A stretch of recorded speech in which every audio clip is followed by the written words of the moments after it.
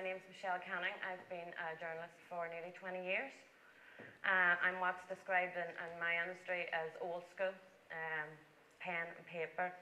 Avoid a dictaphone, try not to use the laptop, have to, and everything else. It's a bit ironic that I'm here speaking to you today. When I started off, I was basically much the same age as you are yourself. I packed in my A-levels and off I went up the road to Omagh to the offices of the Ulster Herald, and that's where I started when I was 18. When I started off, we used an old typewriter. You use one finger, so it took quite a while for me to learn to type, even to begin with. We were happy enough. We were still able to walk up the corridor to our editor's office with our bit of paper and our story written, and he got his red pen and went through it and brought it back down again, and we had to type it all in. If we were very lucky, we were able to use Tipp-Ex because we didn't have that many mistakes, and that's not very many years ago. But change was coming, and computers and email were on the horizon. Newspapers were one of the first to benefit from the age of digitisation. Newspaper content is now much more easily accessible from a multiple of sources. I suppose the biggest challenge facing us today is that people want their news immediately.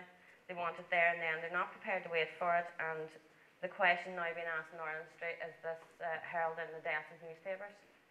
I, for one, certainly hope not, but it's too early to say. The Nationals are already feeling the pinch. Circulation is plummeting across the board, and just last week, this kind of gives you an idea of what's happening. The chairman of the New York Times, who's Arthur Sulzberger Jr., said, and I'll quote, "We will stop printing the New York Times in the near future."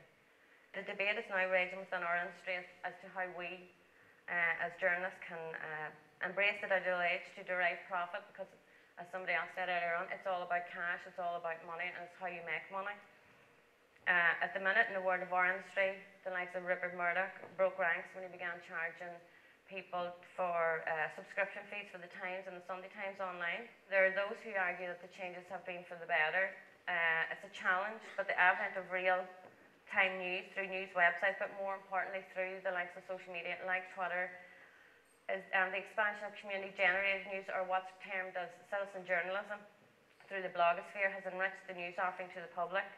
In fact, social media has in some instances been the only outlet for the dissemination of information. The biggest and most recent example actually of this was the protest following the disputed Iranian elections in 2009. The only means of contact that people within that country had with each other and with the outside world was via Twitter, because there was a media lockdown in the country.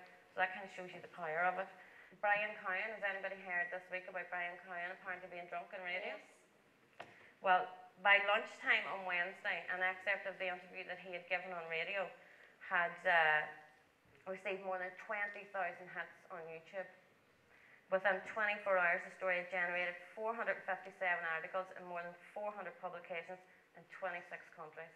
So that kind of shows you just the power of social media. Also worth noting is that the online showbiz site TMZ was the first to announce the death of Michael Jackson. So that's really, as I said, that's the power of it. The downside, I suppose, from my perspective as a journalist, is the question of integrity, but also authenticity. The night that it was announced Michael Jackson had died, they also said Harrison Ford and Jeff Goldblum had died as well. Both are still alive, obviously. Our voice as that of the community, fortunately for us, is important. We are advocates of social justice, and we act as a social conscience for our community. And those really, as far as I'm concerned, aren't values that can be found online. We, in fact, have bucked the trend, and that our circulation has increased, and we were only one of 3 newspapers in the whole of Northern Ireland whose circulation increased. But it gives us no grounds for complacency, as I said. I do have an iPhone. I do use it. I don't know very much about it, but I do know how to email. So I went to court. Before I came back from court, our paper had been published, the story had gone, simply because I had my iPhone with me and was able to key in as the thing was happening and send it on.